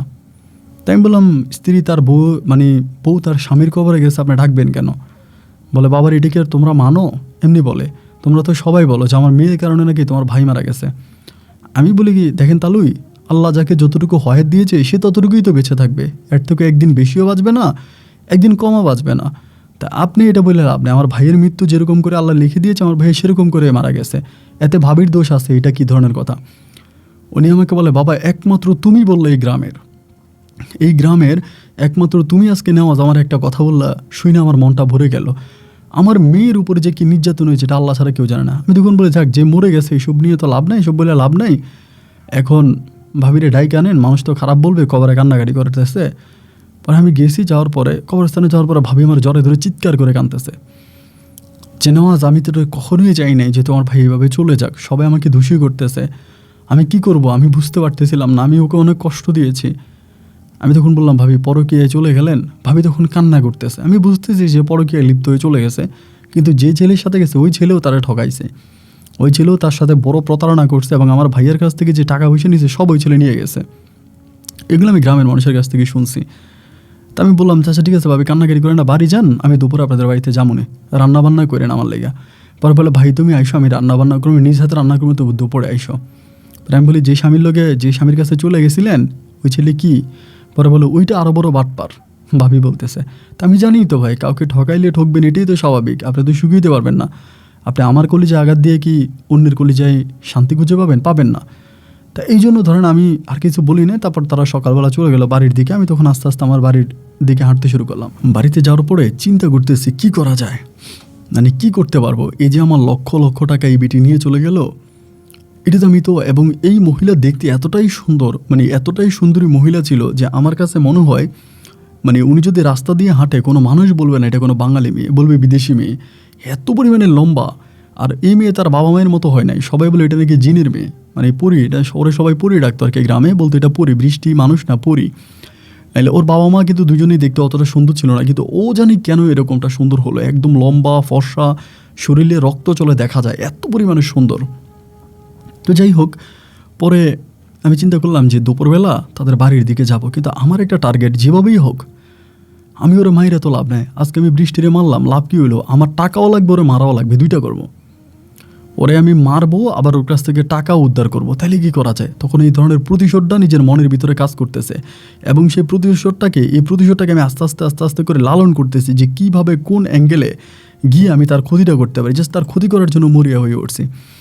দুপুরবেলা জোহরের নামাজ পড়লাম, জুমার নামাজ পড়লাম, জুমার নামাজ পড়ে একদম টুপি আর সাদা পাঞ্জাবি পরে ওদের বাড়ির দিকে গেলাম, মানে বৃষ্টি বাবির বাড়ির দিকে গেলাম। যাওয়ার পরে যেখানে আমার ভাই মারা গেছে, আমার ভাইকে মেরে ফেলছে, আমি ওই বাড়ির দিকে যাচ্ছি, সবাই আমাকে বলতেছে, বেটা তুই কি মানুষ, তুই তো তোর ভাইয়ের আত্মায় শান্তি পাবে না, তোর ভাই তো বেটা মানে কবরে দাফায় দাফাইয়ে মরবে, তুই কেমনে মানে কবরে দাফায় দাফাইয়ে সে চিৎকার করে কানবে, তুই কেমনে যাচ্ছিস সেই মহিলার বাসায়, যে মহিলা নিজের হাতে তোর ভাইরে মারিয়ে ফেলছে। আমি গ্রামের মানুষের একটা কথাই বলি যে দূরও ভাই, আমার ভাইয়ের মৃত্যু এভাবে আছে, আমার ভাই এইভাবে মরছে, আমার ভাবি মারবে কেন, আমার ভাবি কি ভাইয়ারা খুন করছে নাকি, ভাইয়ের মৃত্যু এভাবে আছে, ভাইয়া মারা গেছে। মানে আমি সর্বোপরি গ্রামের সব মানুষের বিপক্ষে গিয়া ভাবি এবং আমার ভাবির বাবা মায়ের সাপোর্টে চলে গেছি। গ্রামের সব মানুষকে বলতেছি আপনারা উল্টাপাল্টা কথা বলতেছেন, আপনাদের তো উল্টাপাল্টা কথা বলার কোনো প্রয়োজন নাই, আমার ভাবির এখানে কোনো দোষ নাই, আমার ভাবির পছন্দ নেই, ভাবি চলে গেছে, কিন্তু আমার ভাইয়া ট্রেনের নিচে বললো কেন, সে ট্রেনের নিচে গেছে কেন, আত্মহত্যা সে করলো কেন, সে দুযোগে যাবে, আমার ভাবি তো দুযোগে যাবে না, দুযোগে তো আমার ভাই যাবে, সে আত্মহত্যা কেন করলো, সে দুযোগে যাবে। এগুলো বলে আমি ভাইয়ার মানে বিপক্ষে সাফাই গাইতাম, আমার মৃত ভাইয়ের বিপক্ষে সাফাই গাইতাম। কিন্তু ভাই আমি যে কথাগুলো বলতাম আমার কলিজা ফাইটে যাইতো, মানে চিৎকার করে কানতাম, ভিতরটা ফাইটে যাইতো যে আমি এই কথাগুলো কেন বলতেছি আমার ভাইয়ার নামে। তারপরেও বলতেছি শুধুমাত্র আমার বৃষ্টিবাবির সাপোর্টে যাওয়ার জন্য, বৃষ্টিবাবির সাপোর্টে গিয়ে আমি ওর কাছ থেকে টাকাও উদ্ধার করব এবং ওর উপরে চরম প্রতিশোধ দিব, এটা আমাদেরকে বুঝতে দিব না। দুপুরে যাইলাম, জোয়ার নামাজ পড়ে যাওয়ার পরে রান্নাবান্না করলে একদম ভরপেট খাইলাম, মনে করেন পেটও খালি ছিল, একদম ভরপেট খাইলাম। খাওয়ার পরে তালুইরে আমি বললাম, তালুই বৃষ্টিবাবির বাবারে বললাম যে শোনেন, আসলে আমার ভাইয়া যে মারা গেছে আপনার আমার ভাইয়ের জন্য দোয়া করেন, তিনি তো আত্মহত্যা করে মারা গেছে। একটা জিনিস খেয়াল রাখবেন, আত্মহত্যা করে যে মানুষ মারা যায় সে কিন্তু কখনো বেহেশতে যেতে পারে না। তো আমার ভাই তো বেহেশতে যেতে পারবে না, সে দোজখের আগুনে পুড়তেছে, আর বৃষ্টিবাবি চলে গেছে, তাই বলে কি তাকে আত্মহত্যা করতে হবে? তারা আমার কাছ থেকে অনেক কিছু বলতে চায়, মানে ভাবি এবং ভাবির বাবা মা, আমি তাদের কোনো কথাই শুনি না। আমি বলি শোনেন, কিছুই বলার প্রয়োজন নেই, আমি একটা জিনিস বুঝি, আমার ভাই আত্মহত্যা করছে, সে পাপী, সে দুনিয়াতেও পাপী, সে আখেরাতেও পাপী, তার মতো পাপী কোনো মানুষ হয় না। তো ওনারা আমার একটা কথাই বলে যে তোমার ভাবি কিন্তু তোমার ভাইয়ের কাছ থেকে 1 টাকাও নেয় নাই, মানে এখন তো ভাইয়া মারা গেছে তো বলবেই, তাই না? তো আমার ভাইয়া তো বারবারই আমার কইছে মৃত্যুর আগে যে সব টাকা নিয়ে গেছে। আমি তোর ব্যাঙ্ক অ্যাকাউন্ট থেকে টাকাগুলো উঠে এনে আমি সবগুলোতে স্বর্ণ কিনে রাখছিলাম, মানে গোল্ড কিনে রাখছি, গোল্ডের দাম বাড়ে মাসে মাসে, এই জন্য তোর ভাবি সবগুলো গোল্ড নিয়ে চলে গেছে, এরকম করে ভাইয়া কান্নাকাটি করতো। তা আমি তো জানি, আমি তো এটার মনে পড়ে আছি, আমার মাও আমার উপরে রাগ, আমি ওই বাড়িতে যাই কেন, ওই বাড়িতে খাই কেন, ওদের সাথে কথা কেন বলি, এগুলো তো মা মোটামুটি আমার উপরে খুব রাগ। আমি ওদের সাথে এমন একটা সম্পর্ক তৈরি করে ফেলি, সন্ধ্যার সময় ওদের বাড়িতে খাবার দাবার নিয়ে যাই, ধরেন বাজারে গেছি, বাজার থেকে ফ্রেশ কোনো কিছু পাইছি, বড় মাছ বা সবজি কিছু পাইছি ফ্রেশ, ওগুলো কিনে নিয়ে যাই, মানে ওনাদের ঘরের ছেলের মতো। তারাও তো আমার খুব আলোলে দোললে আমার নিয়ে অনেক আদর করে এবং বলে যে আমি অনেক ভালো, এটা সেটা। এমন করে প্রায় 2টা মাস কেটে যায়, আমার ছুটি বাকি আছে আর 2 মাস। 2 মাসের ভিতরে হঠাৎ করে আমি একদিন আমার এক সিলেটের ভাইয়ের সাথে কথা বলতেছি সৌদি আরবে, সে হচ্ছে একটা দালাল, মানে সৌদি আরবে সে হচ্ছে এক কথায় বলতে গেলে মানে খারাপ মেয়েদের দালাল আর কি, ও মেয়েদেরকে নিয়ে যায় এবং বিভিন্ন বাংলাদেশ থেকে বা বিভিন্ন দেশ থেকে মেয়েদেরকে নিয়ে সৌদিয়ান বা অনেক মানে ফরেনিয়ারদের কাছে দেয় আর কি, মোটামুটি এক কথায় খারাপ মেয়েদের দালাল বলা যায়।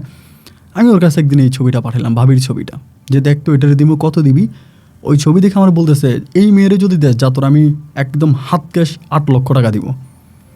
8 লাখ টাকা দিবে বলে, 8 লাখ টাকা দেবে যদি মেয়ে এটা হয়। আমি ভিডিও পাঠাইছি, ছবিও পাঠাইছি, বলে মেয়ে যদি এটা তাহলে তো 8 লাখ টাকা পাইবি, হ্যান্ড ক্যাশ পাইবি যদি এই মেয়ে দিতে পারস। আমি তখন বলি না 10 লাখ দিবি, না বলো বন্ধু 10 লাখ বিষয়, যা 8 লাখ দিমু, আর যাই মেয়েটের টিকিটের টাকাও দিমু, এদেশে আসার টিকিটের টাকাও দিমু, তুই এনে দিবি 8 লাখ দিমু তোরে, টিকিটের টাকাও দিমু। আমার ভিতর তখন হঠাৎ করে মনে হলো যে যেমনি হোক আমি বৃষ্টির সৌদি আরবে নিয়ে যাবো এবং নিয়ে ওই দালালের হাতে উঠাই দিমু এবং দালাল ওরে রাইখা ওরে দিয়া দালাল কোটি কোটি টাকা ইনকাম করবো। ওই সময় ওর কাছে এরকম মেয়েরা ছিল, এরকম লোকও ছিল, বিদেশে এরকম লোক ছিল যে মেয়ে যদি ভালো হইতো, কারণ মেয়েটা দেখতে শুনতে ভালো হইলে 1 রাতে বাংলাদেশি টাকায় 4 লাখ 5 লাখ টাকাও দিয়ে দিত। যদি মেয়ে পছন্দ হইতো, আমেরিকান বা ক্যানাডিয়ান বা বিভিন্ন ইউরোপ দেশের যারা আসতো বা আরবের বিভিন্ন দেশ থেকে যারা আসতো, যদি এরকম হইতো যে মেয়েটা দেখতে ভালো বা সুন্দরী, আর বিভিন্ন মেয়েদেরকে বিভিন্ন দেশে নিয়ে চলে যেত, ধরেন আপনার ফ্লাইট করে ইউরোপে, আমেরিকাতে, কানাডাতে অথবা আপনার দুবাইতে, বেশিরভাগ দুবাইতে নিয়ে যেত, ওইখানে নিয়ে তারপর সেল করতো, মানে সেল করতে করতে নাইট চুক্তিতে দিত, তো ওই মেয়েরা অল্প কিছু টাকা দিত আর সব টাকা হচ্ছে ও নিয়ে যেত। এই ধরনের ব্যবসাগুলো করে আর কি। আমার ভিতর তখন মনে হলো যে যেভাবেই হোক, যে করেই হোক, আমি এই লোকের কাছেই বৃষ্টিরে বিক্রি করবো। বৃষ্টিরে বিক্রি করলে হয়তো আমি অন্তত যে টাকাটা আমার ভাইয়ের কাছ থেকে বৃষ্টি নিয়ে গেছে তার পুরোটা না হোক, অন্তত কিছুটা হইলেও আমার একটা মেকআপ হবে, আমি টাকাটা পাবো। এবং সেকেন্ডলি ও যে আমার ভাইকে এই মানে অল্প বয়সে কবরে পাঠাই দিয়েছে, আমার ভাইয়ের আত্মায় শান্তি পাওয়ার জন্য আমি ওর ওইখানে বিক্রি করে আমি সারাটা জীবন ওর বেশ্যাপাড়ায় কাটবো, সারাটা জীবন বেশ্যাপাড়ায় কাটামো এবং ওরে বিক্রি করে আমি আমার ভাইয়ের যে টাকাও নিয়ে গেছে ওই টাকা আমি পরিশোধ করবো। এরকম একটা জিনিস আমার মাথায় কাজ করতেছে। তো সেই সুবাদে এরকম করে যাতায়াত করতে করতে করতে করতে একটা পর্যায়ে আমি বৃষ্টির বাবার সাথে বসে বললাম যে কাকা, আমি আপনার কাকা করে ডাকি, আপনার তালুই ছিলেন, কাকাই ডাকি, শোনেন যা হবারটা তো হয়ে গেছে এবং আমিও দেশে আসছি বিয়ে শাদী করার জন্য। আমি এদিক সেদিক মেয়ে খুঁজতেছি, আমার তো আসলে কোনো মেয়ে পছন্দ হয় না।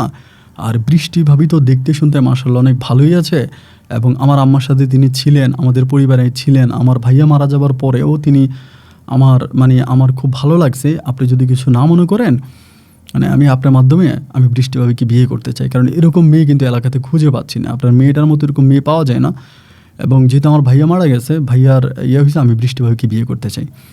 এটা বলার পরে তিনি আমার বলে, বাবা তুমি এটা কী বললা, এটা কীভাবে সম্ভব? আমি বললাম কীভাবে সম্ভব মানে, আমার ভাইয়া তো চলেই গেল, আমি জানি আমার ভাইয়া ভালো ছিল না, একটা ভালো মানুষ কখনো আত্মহত্যা করে না। আমার ভাইয়ের উপরে খুব রাগ আছে এবং আমার ভাইয়া আমার টাকা পয়সা অনেক নষ্ট করে ফেলছে। আমি ভাইয়াকে যেই টাকা দিয়েছি, ভাইয়া আমার সেই টাকার হিসাবও দিতে পারে নাই।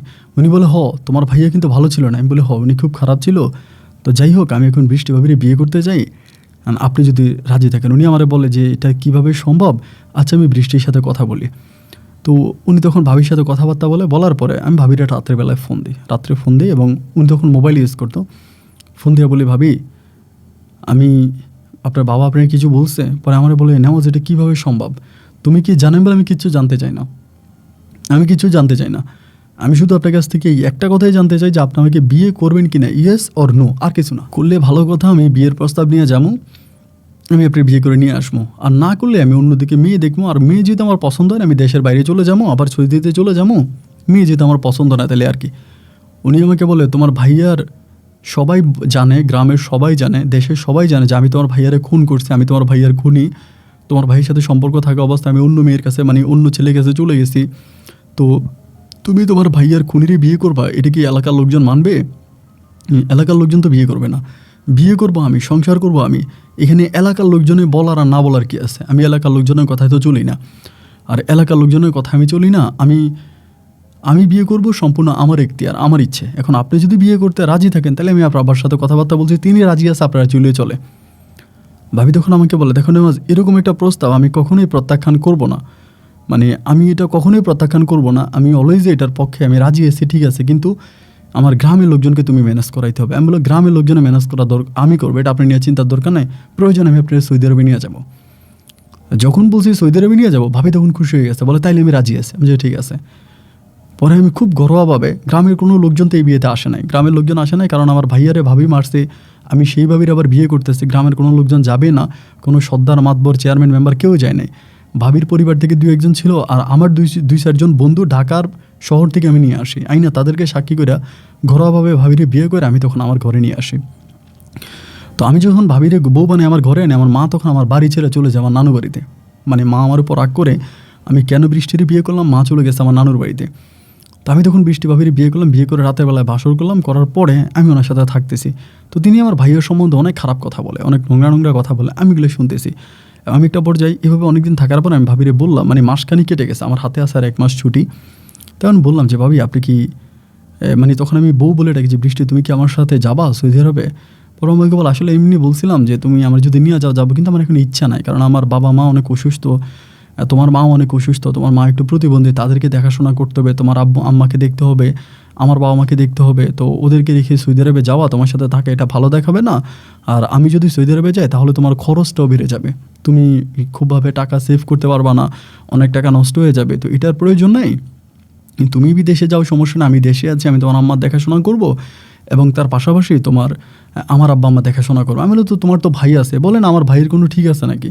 ও এক দিন এক জায়গায় পড়ে থাকে, ওর ভাইও নেশা করতো, খারাপ ছেলে ছিল। তা বলে, ও তো ভালো ছেলে না, ওর কথা বলে লাভ আছে? আচ্ছা ঠিক আছে। এখন আমার চিন্তা হয়েছে, কী ও তো যাইতে রাজি নেই, এখন আগে তো বলছে যাবে, ও গেলে তো যাওয়ার জন্যই তো আমি বিয়েটা করছি। আর সেখান থেকে আমি আমার ওই বন্ধুর সাথে কথাবার্তা ফাইনাল দিয়ে রাখছি যে এই মেয়েরা আমি নিয়ে আসবো। এভাবে কয়েকদিন কাটার পরে একদিন, তাও বৃহস্পতিবার রাতে ঘুমিয়েছি, শুক্রবারে সকালবেলা ঘুম থেকে ওইটা ফজরের নামাজ পড়তে গেছি, নামাজ পড়ে এসে আমি বলতেছি, ভাবি আর এই বৃষ্টি, তোমার সাথে আমার একটা কথা আছে। একটা সুখ সংবাদ আছে, মানে একটা ভালো খবর আছে। তা বলে ভালো খবর কি ভালো খবর? আমি বললাম আমি কালকে রাতে স্বপ্নে দেখছি তুমি আর আমি একসাথে হজ করতেছি। ও আমাকে বলে বৃহস্পতিবারে রাতের বেলায় তুমি এরকম একটা ভালো স্বপ্ন দেখছো? আমি বললাম হ্যাঁ, আমি স্বপ্ন দেখলাম যে তুমি আমি একসাথে হজ করতেছি, আমরা কাবাগরটা তওয়াব করতেছি, আমরা ঘুরতেছি। ও আমার বলে ও আল্লাহ রে, এটা তুমি কি বললা? আমি তো জীবন অনেক পাপ আল্লাহ আমারে করাইছে, আমি তো জানি সে পাপী। ও বলে আমি তো জীবন অনেক পাপ করছি, কিন্তু সৌদি আরব গিয়ে যদি হজ করতে পারি তাহলে তো আল্লাহ আমার পাপ মাফ করে দিব, আল্লাহ তোমার পাপ মাফ করে দেবে। আমি মনে মনে বলতেছি তোরে আমি হজ করামো। তা বলতেছে আল্লাহ তোমার পাপ মাফ করে দিবে, তাহলে কিন্তু আমি রাজি আছি, আমি কিন্তু হজ করতে যাবো, তুমি কিন্তু আমার হজ করতে নিয়ে যাবা? আমি বলে অবশ্যই নিয়ে যাবো, কেন নিয়ে যাবো না, রবিবারে আমি তোমার এই সব ব্যবস্থা করতেছি, তোমার পাসপোর্ট করে দিয়ে নিয়ে যাবো। এরপরে রবিবারে পাসপোর্ট করে দিয়ে নিয়েছি, পাসপোর্ট করে দিয়ে নিয়ে আমি 2 দিনে পাসপোর্ট বাইর করে ফেলছি। প্রায় আপনার অনেক টাকা দিয়া 2 দিনে ওর পাসপোর্ট বাইর করেছি। পাসপোর্ট বাইর করে আমার পাসপোর্ট সহ তখন হজের জন্য জমা দিছি, যে হজ করতে যাবো। হজের জন্য জমা দিছি এবং হজের জন্য জমা দিয়ে আমি ওরে বললাম যে আমরা একসাথে যাব, গিয়া হজ করে আমি তোমাকে প্লেনে উঠাই দিব, তুমি চলে আসবা এবং সেখান থেকে আমি পরে আসবো বা আরও 2-1 বছর পরে আসবো, ওইখানে আমি থাকবো, আমি কোন জায়গায় কাজ করি এটা সব কিছু দেখাশোনা করে তুমি চলে এসো। এবং ওরে আমি হজে নিয়ে যাবো, এতে ওর বাবা মা অনেক খুশি। কিন্তু গ্রামের মানুষ এটাতে মোটেও খুশি না। গ্রামের মানুষ সবাই বলতেছে যে আমি নাকি মীর জাফর, মানে বর্তমান সময়ে মীর জাফর, যে আমার ভাইরে মারছে, আমি তারে নিয়ে এরকম করে ঘুরতেছি, তারে হজ করে নিচ্ছি, তারে নিয়ে এখানে সেখানে যাচ্ছে, মজা মাস্তি করতেছি। আমার মতো মীর জাফর কাফের, আমার মতো খারাপ ছেলে দুনিয়াতে হতেই পারে না। আমি আমার মায়ের ঘরে নিকৃষ্ট একটা ছেলে জন্ম আমি গ্রহণ করছি, এটা বলে সবাই মনে করেন আমাকে নিয়ে খুব বাজে কথাবার্তা, খারাপ কথাবার্তা চিন্তা ভাবনা করতেছে। এবং আমি যদি দোকানে যাই, সবাই তখন দোকান থেকে সরে যায়। চার দোকানে গেলে চায়ের দোকানদার আমার চা দেয় না, আমার বলে নেওয়াজ তোমার চা দিব না, তুমি যাও ভাই অন্য দোকানে গিয়ে খাও, তুমি একটা খারাপ মানুষ, তুমি নুয়ান ভাইয়ের আত্মায় কষ্ট দিছো। তো যাই হোক, এগুলো বলতেছে। আমি একটা পর্যায়ে ওর হজ আপনার কাগজপত্র সব কিছু ডকুমেন্ট ঠিক করে ওর হজে নিয়ে রওনা দিছি। আর এই দিক দিয়ে আমার যে বন্ধু আছে ওরা বলে দিলাম যে ঠিক আছে তুই রেডি থাক। ওরা রেডি কইরা আপনি সৌদি আরবে যাওয়ার পর ওরা দেখাইলাম, ও দেখেই মোটামুটি পছন্দ করে ফেলছে। আমি তো আসলে হজের উদ্দেশ্যে গেছি, কিন্তু হজের উদ্দেশ্যে গিয়ে কিন্তু আমি হজ করি না। আমি ওরা নিয়ে ডিরেক্টলি একটা হোটেলে উঠছি এবং যেদিন হোটেলে উঠছি এর 2 দিন পরেই, হোটেলে যেদিন উঠছি তার 2 দিন পরেই আমি এক রাতের বেলায় ওরা গাড়িতে উঠে বললাম যে তুমি গাড়িতে বসো, আমি আসতেছি, আমার বন্ধু সহ আমরা এক জায়গায় ঘুরতে যাবো। আমার বন্ধু বলতে ওই যে যার কাছে আমি ওরে বিক্রি করবো, ওরে বসাইয়া আমি তখন গাড়ি থেকে নাইমে গেছি। এবং নাইমে যাওয়ার পরে ওর কাছে কিন্তু কোনো মোবাইল নেই, বৃষ্টির কাছে কোনো মোবাইল, এবং মুহূর্তের মধ্যে আমার এই বন্ধু ওরে নিয়ে চলে গেছে। তা আমি তো জানি কই চলে গেছে, এবং ও চলে যাওয়ার পরে ওরে ওই জন্য ও যখন নিয়ে চলে গেছে, আমি তো জানি ওর বাড়ির সাথে যোগাযোগ করতে পারবে না। আর আমার বন্ধু যে নিয়ে গেছে ওই কিন্তু ফোন টোন দিবে না, ওর কাছে কোনো মোবাইল ফোন দেবে না। ওরা এক সময় এক হোটেলে নিয়ে যাবে, কন্ট্রাক্ট করবে, নিয়ে এক হোটেলে নিবে, এক জায়গায় নিবে, খারাপ কাজ করাবে, আবার আইনা বাইতে রাখবে, উল্টাপাল্টা করলে মারবে, কিন্তু কোনো মোবাইল হাতে দিবে না। ও যেদিন চলে গেল তার পরের দিনে আমি তখন আমাদের এলাকার চেয়ারম্যানরা কল দিলাম, চেয়ারম্যান বলতে তথা মেম্বার ছিল উনি, ওনারা কল দিলাম। কল দিয়ে বললাম যে কাকা, আমি নেওয়াজ, এই ঘটনা, আমি তো বিয়ে করে বৃষ্টি নিয়ে সৌদি আরবে আসছিলাম, বৃষ্টি এক ছেলের সাথে সৌদি আরবের আগেই মেসেঞ্জারে কথাবার্তা বলতো, ফেসবুকে কথাবার্তা বলতো, এখন সৌদি আরবে আসার পরে বৃষ্টি ওই ছেলের সাথে ভাইগে গেছে। এখন উনি আমরা বলতেছে তোরা আগে বলছিলাম না হারামির বাচ্চা, বৃষ্টি এই মেয়ে ভালো না, এই চরিত্র খারাপ, এই ব্যবসা, একটা মেয়ে আরে তুই কেন বিয়ে করলি, কেন সৌদি আরবে নিয়ে? আমার কাকা দেখেন আমার জীবনটাও নষ্ট করলো, আমার ভাইয়ের জীবনটাও নষ্ট করলো, আমার ভাইয়ের তো মাইরিয়ে ফেলাইছে। পরে আমরা সবাই সান্ত্বনা দিতেছে, গ্রামে যাদেরকে ফোন দিয়ে বলি সবাই বলে যে ভালো হয়েছে, আল্লাহ তোরে বাঁচাইছে, এই মেয়ে যদি তোর সাথে থাকতো তাহলে তোর ভাইয়ের মতো তোরও মেরে ফেলতো, তুই কিন্তু 2 দিন পরে মারা যাইতি। এই মেয়ের প্রতি প্রেম, ভালোবাসা, ইমোশন, আবেগ যদি বাইরে যেত তাহলে তুই কিন্তু আত্মহত্যা করতি। যাই হোক, আল্লাহ তোরে বাঁচাইছে, এই মেয়ের পথে এই মেয়ে চলে গেছে, তুই কান্নাকাটি করিস না, তুই ভালো থাক, নিজের যত্ন নে, তুই দেশে চলে আয়। এরকম বলে সবাই আমাকে বলি। আমি কিন্তু বৃষ্টির আব্বা আম্মারে, শুধু বৃষ্টির ছোটো ভাই যে ছিল তারে ফোন দিয়ে বলছে যে দেখো তোমার বোন এমনি পালায় গেছে, অতটুকুই তোমার আব্বা আম্মারে জানাই দিও। আমি কিন্তু বৃষ্টির আব্বা আম্মার সাথে আর কথা বলি না। এইভাবে বৃষ্টির বিক্রি করে দিলাম 8 লাখ টাকার মতো। 8 লাখ টাকা বিক্রি করে আমি মোটামুটি খুব ভালোভাবে আছি, এবং ভালোভাবে থাকার পরে আমি প্রায় এখানে আরও 4 মাসের মতো ছিলাম, 4 থেকে 5 মাস ছিলাম।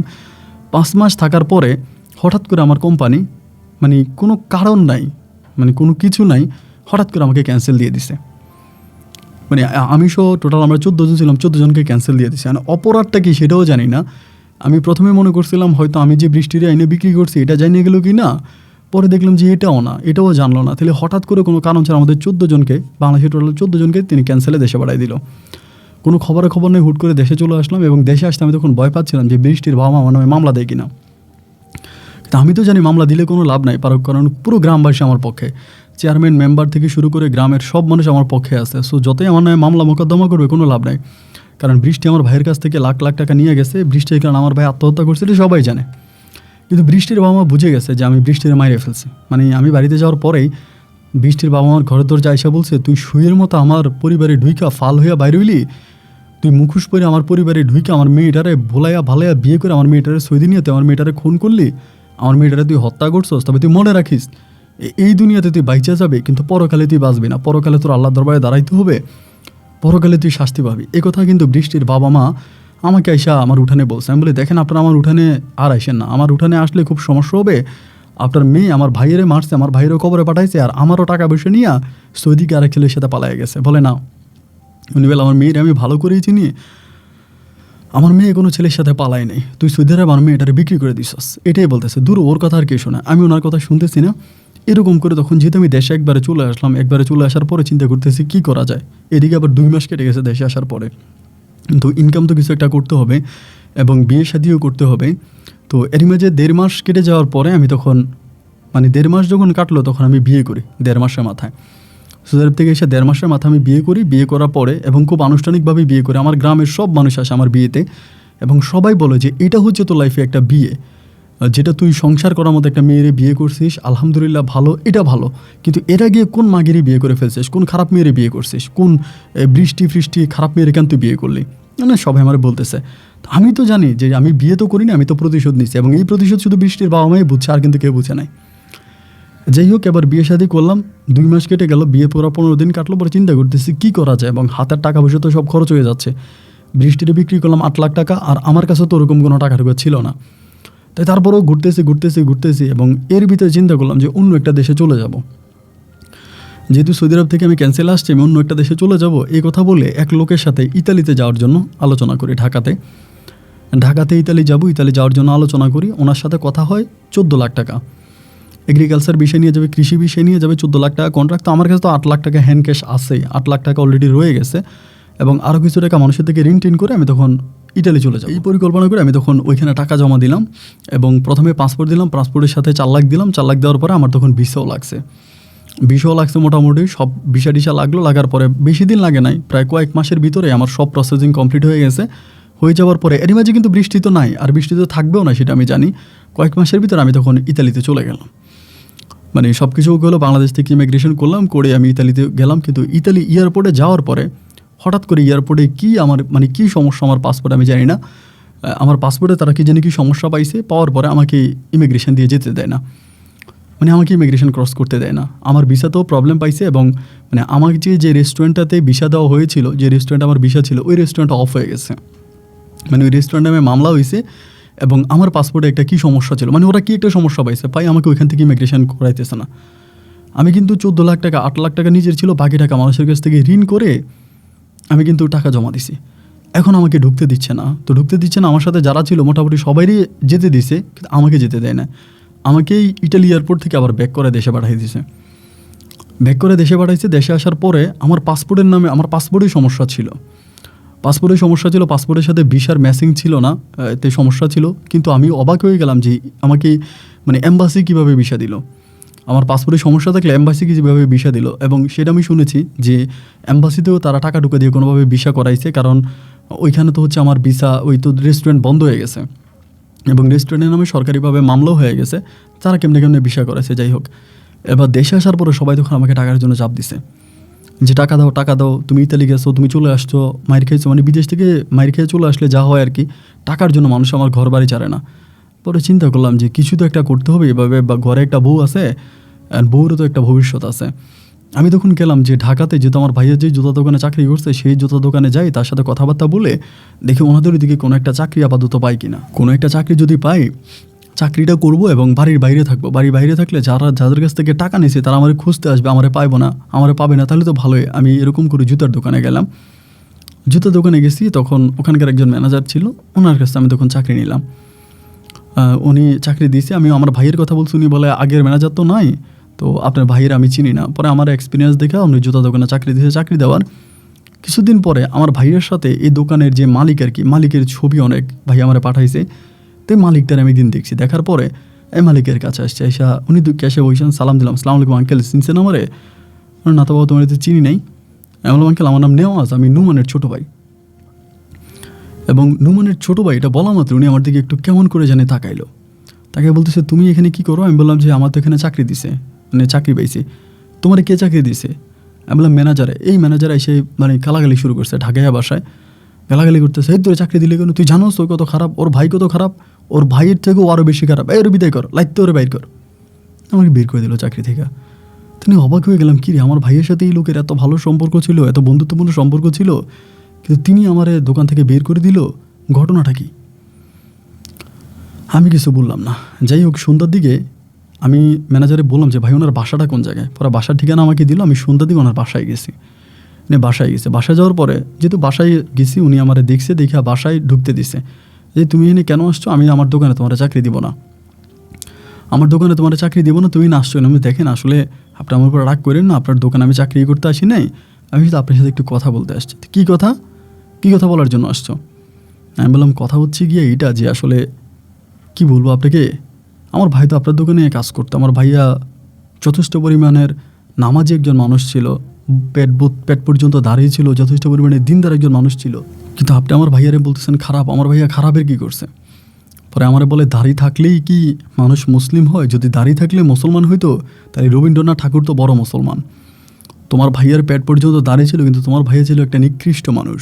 আমি বললাম নিকৃষ্ট মানে? বলে হ্যাঁ, সে একটা জুয়ারি ছিল, সে জুয়া খেলতো এবং নেশা করতো। তার জুয়ায় সে কত লক্ষ টাকা খরচ করছে তার কোনো হিসাব নাই। তুমি বিদেশে ছিলে না? আমি বললাম হ্যাঁ। তুমি মাসে মাসে টাকা বাড়াইতে না? আমি বললাম হ্যাঁ। বলে তোমার সবগুলো টাকা দিয়েও জুয়া খেলতো, তোমার জুয়া খেলতো সব টাকা দিয়ে। লাস্ট পর্যন্ত সে জুয়ার টাকা মিলাইতে না পাইরা তার এই সুন্দরী বউটারে সে বিভিন্ন লোকের কাছে দিত, তার বাসায় বিভিন্ন লোক আসতো। এই মেয়েটা বৃষ্টি নামের একটা মেয়ের বিয়ে করছিল, তোমার ভাই চিনো তো? আমি বললাম হ্যাঁ চিনি। বলে এই মেয়েটা আমার পায়ে ধরে কান্না করছে একদিন, কান্না করে আমারে বলছে যে আমারে বাঁচান, আপনি আমার বড় ভাই, আপনি আমারে বাঁচান, আপনার দোকানের কর্মচারী আমার এরকমভাবে বিভিন্ন লোক আমার রুমে পাঠায়। আমি তোমার ভাইয়ের অনেক বুঝাইছি যেগুলো ভালো না। লাস্ট পর্যন্ত কী হইলো, কীভাবে মারা গেল? বলে কীভাবে মারা গেল? বলে নেশা করে মারা গেছে। এ বউ চলে যাওয়ার পরে নেশা আরও করছে, নেশা করে গাড়ির নিচে ট্রেনের নিচে পরে মারা গেছে। তার মানে আমাদের গ্রামের মানুষ, এলাকার লোকজন তো সবাই জানে যে বৃষ্টি ভাবি নাকি আমার ভাইয়ার টাকা পয়সা সব নিয়ে গেছে। বলে ধুর মেয়েটা, তোমার ভাইয়ের অ্যাকাউন্টে কোনো টাকা ছিল নাকি? তুমি তোমার ভাইয়ের অ্যাকাউন্ট চেক করো, তোমার ভাই। আমি বলে হ্যাঁ টাকা ছিল নাকি? তো আমার ভাই এই টাকা দিয়ে নাকি গোল্ড কিনছে, স্বর্ণ কিনে আমি রুমে রাখছে। উনি তখন হাসে, বলে ধুর বেটা, স্বর্ণ? তোর ভাইয়া কি করতো? আমাকেই কয়েকটা লোকের ঠিকানা দিল যারা আমার ভাইয়ের সাথে চলাফেরা করতো। বলে এদের সাথে চল, এদেরকে জিজ্ঞেস কর। কিন্তু ওই লোকগুলোর সাথে আমি ভাইয়ার ছবি দেখেছি, ভাই আমার ছবি পাঠাইছে, ওই লোকগুলোর সাথে আমি আলোচনা করি, জানতে পারি আমার ভাইয়া ছিল একজন নেশাখোর এবং জুয়ারি, জুয়া খেলতো, নেশা করতো এবং নেশার টাকা সে জোগাইতে না পেরে নিজের বউয়ের কাছে বন্ধুবান্ধব পর্যন্ত পাঠাইতো। এবং ভাইয়ার পরিচিত 3 জন বন্ধু বৃষ্টি ভাবির কাছে আসছে এবং 3 জন বন্ধু ভাইকে জুয়া খেলার টাকা দিয়েছে, বিনিময়ে 3 জন বন্ধু একবার না অনেকবার বৃষ্টি ভাবির সাথে শারীরিক সম্পর্ক করেছে এবং ভাইয়া এটা করাইছে।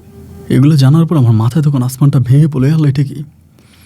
আল্লাহ আমি এটা কী শুনলাম? আল্লাহ আমি বৃষ্টি ভাবিরে কী করলাম? আল্লাহ আমি বৃষ্টিরে কেমনি বিয়ে করে আমি এরকমভাবে তুলি? বৃষ্টি মেয়ের তো ভালো ছিল। আমি ওই জায়গায় দাঁড়িয়ে আমার বন্ধুরে কল দিলাম, কিন্তু ওর নাম্বারটা বন্ধ, যার কাছে বিক্রি করছি হোয়াটসঅ্যাপও বন্ধ, কন্ট্রাক্ট নাম্বারটাও বন্ধ, ওরে আমি পাইলাম না। আমি তখন অজরে কান্না করতেছি, আল্লাহ এটা আমি কী করলাম? আল্লাহ এটা আমি কী করলাম? আমি তখন রাত্র প্রায় 11:30টার দিকে তখন ঢাকা থেকে রওনা দিছে, বাড়িতে যাব। এই 11:30টার দিকে রওনা দেওয়ার পরে আমি একটা সিএনজি, মানে আমাদের এলাকা থেকে এলাকার কাছাকাছি আসার পর একটা সিএনজি নিয়েছি, সিএনজি নিয়ে বাড়ির দিকে রওনা দিচ্ছে। আমাদের মেন রোড থেকে সিএনজিটা নিচে নামবে, তো মেন রোড থেকে সিএনজিটা নামার সময় হঠাৎ করে হচ্ছে সিএনজিটাতে বাসে বাড়ি মারে। মানে রাত্রবেলা অনেক রাত ছিল, বাসে ঢাকা চিড়িয়াখানার বাসে বাড়ি মারলে পরে আমার কি হয় আমি জানি না। আমার যখন জ্ঞান ফিরে তখন আমি দেখি আমি ঢাকা মেডিকেলে, কিন্তু আমার পুরো পা প্লাস্টার করা, পাগুলো প্লাস্টার করা, হাত প্লাস্টার করা, শরীর মুভ করতে পারি না। এবং আমার এলাকার যে ছেলেরা ছিল তারা তখন সবাই এগিয়ে আসে, এসে হচ্ছে আমার করতেছে, কী হইলো না হইলো, এখন টাকা লাগবে। কিন্তু আমাকে তো 1 টাকাও নেই, আমি তো এমনিতেও ঋণ করে আসছি। ইতালি যাওয়ার সময় সব টাকা ঋণগ্রস্ত টাকা, 1 টাকাও নিজের ছিল না। তার উপরে আবার এখনকার অবস্থাটা এরকম, টাকা পাবো। তখনই তারা ফেসবুকে আমার ছবি দিয়ে আপলোড করতে শুরু করছে, ফেসবুকে আপলোড দিতেছে, টাকা লাগবে, আমার অ্যাকাউন্ট দিছে, আমার অ্যাকাউন্ট নাম্বার দিয়ে দিতেছে এবং ইমিডিয়েটলি যাতে টাকা পাঠায়। দেশে বিদেশে অনেক জায়গায় হচ্ছে আমার এই ছবি দিয়ে, আমার এই ঠিকানা দিয়ে আপলোড করা হয়েছে এবং আপলোড করার পরে 2 দিনের মাথায় আমার অ্যাকাউন্টে টাকা চলে আসছে। আমারও অপারেশন হলো। অপারেশন হওয়ার পরে যারা এই পোস্টগুলো করেছে, আমার অ্যাকাউন্ট দিয়েছে, তারাই একটা কথা বললাম, এই ঠিকঠাক হওয়ার পর আমার পায়ের মধ্যে হচ্ছে আপনার রড ঢুকানো হয়েছে, হাতে রড ঢুকানো হয়েছে, মাজায় রড দিয়েছে, মানে শরীরের যেখানে হাড্ডি সব মানে একদম পিষে গেছে, বিভিন্ন জায়গায় রড দেওয়া হয়েছে। দীর্ঘ মাস হসপিটাল থাকার পরে এলাকাতে আসার পরে পোলাপাইন আমার সাথে বলতেছে, দোস্ত মানে যারা সাথে চলতো ওরা বলে যে তোর ছবি দিয়া ফেসবুকে পোস্ট করলাম, তোর অ্যাকাউন্ট দিলাম, কিন্তু একটা মাত্র অ্যাকাউন্ট থেকে দোস্ত সবগুলো টাকা আসছে, মানে একটা মাত্র অ্যাকাউন্ট থেকে সবগুলো টাকা আসছে এবং ওই অ্যাকাউন্টটা দুবাই থেকে সবগুলো টাকা আসছে এবং একটা অ্যাকাউন্ট থেকে আসছে টাকাটা। তো বললাম দুবাই থেকে অ্যাকাউন্টে টাকা পাঠাইছি কি এটা, আমি তো দুবাই তো কাউরে চিনি না। বলে ফেসবুকে তো আমরা দিছি, তা ফেসবুক থেকে মনে হয় অনেকেই টাকা পাঠাইছে এই সেই।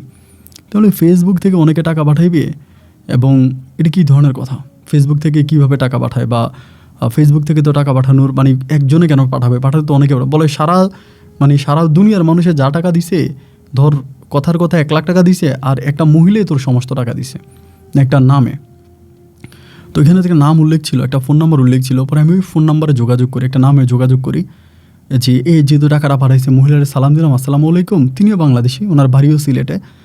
সালাম দিলাম, আসসালামু আলাইকুম। মহিলারে বললাম যে দেখেন আপনি আমার এতগুলো টাকা পাঠাইছেন, আমি অ্যাকাউন্ট থেকে ওনার নাম্বার জোগাড় করি, Saudi number, number, Dubai number. পরে তিনি আমাকে বলে ভাই টাকা আমি দিই নাই, টাকা দিছে বৃষ্টি।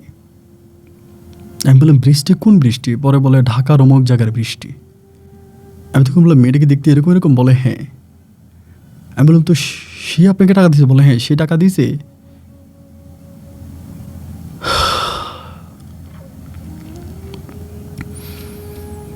আমি আমার ধানি জমিটা বিক্রি করে ফেলি। ধানি জমি 2 ঘন্টা জমি ছিল আমাদের শেষ সম্বলে, 2 ঘন্টা জমি বিক্রি করে আমি তখন দুবাইয়ের ট্যুরিস্ট ভিসা লাগাই। 1 লাখ টাকা খরচ করে আমি দুবাইতে যাই, ট্যুরিস্ট ভিসা লাগাই দুবাইতে যাই। দুবাইতে গিয়ে ওই মহিলার সাথে দেখা করি, যে মহিলার অ্যাকাউন্ট থেকে বৃষ্টিভাবে টাকা পাঠাইছে এবং আমি বৃষ্টিভাবে সাথে দেখা করি বলতে জাস্ট কয়েক মিনিটের জন্য ওনার সাথে আমার দেখা হয়। উনি আমার সাথে কোনো কথা বলে নাই। উনি যখন দেখছে আমি এখানে আছি, উনি অন্য দালালের সাথে গাড়িতে উঠে চলে গেছে। আমি দুবাই থাকা অবস্থা ওনার সাথে ওই মহিলার মোবাইলতে যোগাযোগ করে আমি বলি যে দেখো ভাবি যা হওয়ার হয়েছে, বা তুমি তো আমার বউ, তুমি চলে আসো, আমি তোমার নিয়ে সংসার করবো। আমার বলে না, এই মৌকার আমি এই সমাজে দেখাতে চাই না। শুধু আমার এই সুন্দর চেহারার জন্য তোমার ভাই আমার রুমে, আমার ঢাকাতে বিভিন্ন জায়গায় আমার কাছে লোক পাঠাইছে। কত লোকে আমার এই সাদা চামড়াটা তোমার ভাই চিরা খাওয়াইছে, তোমার ভাই নিজে দাঁড়ায় থাকা বিভিন্ন লোক আমার কাছে পাঠাইছে।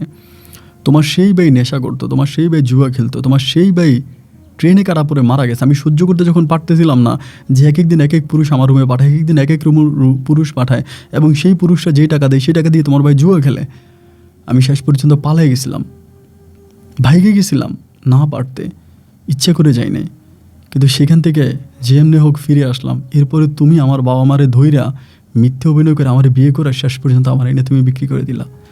এই মুখ আমি কাউকে দেখাইতে পারবো না। এত শত পুরুষ আমার সাদা চামড়াটা চিবিয়ে খাইছে, তো আমি এই চেহারাটা আর কোনো মানুষকে দেখাইতে পারবো না। কোনো মানুষকে দেখানোর মতো আমার এই চেহারাটা আর না। আমি এই সভ্য সমাজে আর যেতে চাই না। তুমি থাকো, আমি শুনেছি তুমি বিয়ে করেছো, তুমি তোমার বউ নিয়ে সংসার করো। আমি অনেক চেষ্টা করে তাকে দুবাই থেকে ফিরে আনতে পারিনি। পরে আমি পুনরায় আবারও দেশে আসি। দেশে আসার পরে আমি এলাকাতে একটা দোকান দিই, এলাকার মানুষের সহযোগিতায় সবাই টাকা ঢুকা দেয়, সবার টাকা ঢুকে একটা দোকান দিই। দোকান দিয়ে আমি আমার বউ নিয়ে চলতেছি। আমার একটা ছেলে আর একটা মেয়ে সন্তান আছে, কিন্তু একটা রাত আমি ঘুমাতে পারি না।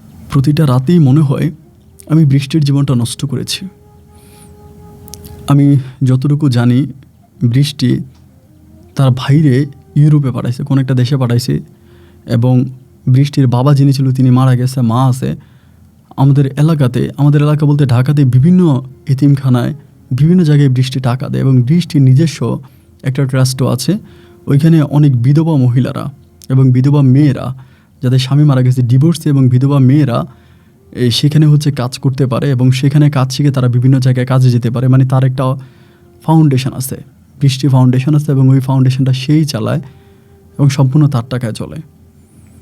তা আমার কেন জানি মনে হয় যে আমি প্রতিটা দিনই হয়তো এই যে বৃষ্টি প্রতিটা পুরুষের কাছে যাচ্ছে, এই জন্য মনে হয় আমি পাপিষ্ট হচ্ছি। এবং নিজের কাছে অনেক খারাপ লাগে। আমার মন চাই যে কোনো কিছুর বিনিময় হোক বৃষ্টি যাতে ভালো হয়ে যায়, বৃষ্টি যাতে ভালো রাস্তায় চলে আসে। অপন ভাই, আপনার গল্পগুলো অনেক মানুষ শোনে, দেশে বিদেশে। আমি কমেন্ট বক্সে পড়ি, অনেকেই বলে সৌদি আরব থেকে শুনতেছি, দুবাই থেকে শুনতেছি, অনেকেই বলে, অনেক মহিলারা বলে। তো সেই মহিলাদের মাঝে যদি কেউ বৃষ্টির তরফ থেকে গল্পটা শুনে থাকে, আমি আপনার মাধ্যমে বৃষ্টিকে অনুরোধ করতে চাই, যদি সে আমাকে মাফ করে দেয়, আমাকে মাফ করে দিয়ে সে যে ভালো রাস্তায় চলে আসে, সে যাতে সব কিছু ছেড়ে সে চলে আসে, সে যাতে ভালো হয়, সে যদি ভালো হয়, ভালো রাস্তায় চলে আসে, আমি মরেও শান্তি পাবো। আর তা না হলে মৃত্যুর পরে আমার কবরটা ফিরে যাবে। আমি বৃষ্টিকে ভুল বুঝেছিলাম, আমি তার আমার পাপের প্রায়শ্চিত্ত করতে চাই। অনুরোধ করি আপনার মাধ্যমে বৃষ্টি যেন ফিরে আসে এবং দেশের মাটিতে ফিরে এসে দেশের মেয়ে দেশে থাকুক, কিছু করুক, এই অবৈধ পথে যেন আর না থাকে। এবং বৃষ্টি অবৈধ পথে থেকে যতটা কষ্ট পাচ্ছে, বাংলাদেশে বৈধ পথে থেকে আমি তার চেয়েও 3 গুণ কষ্ট পাচ্ছি। প্রতিটা দিন, প্রতিটা রাত, প্রতিটা মুহূর্তে আমি একটা রাতও ঘুমাইতে পারি না। আমার কাছে মনে হয় যে একটা দুশ্চিন্তা, একটা টেনশন আমাকে প্রতিটা মুহূর্তে তাড়া করে বেড়াচ্ছে। আপন ভাই, বৃষ্টি যেন ভালো রাস্তায় ফিরে আসে, এই প্রত্যাশা করে আমি আজকে শেষ করছি। এ আমার ফোন নাম্বার, আমি অমুক জায়গায় থাকি, অমুকখানে আমার দোকান। যদি কখনো আসেন বা আরও কিছু জানার থাকলে আপনি আমার সাথে ফোনে যোগাযোগ করতে পারেন। ভালো থাকবেন। আসসালামু আলাইকুম।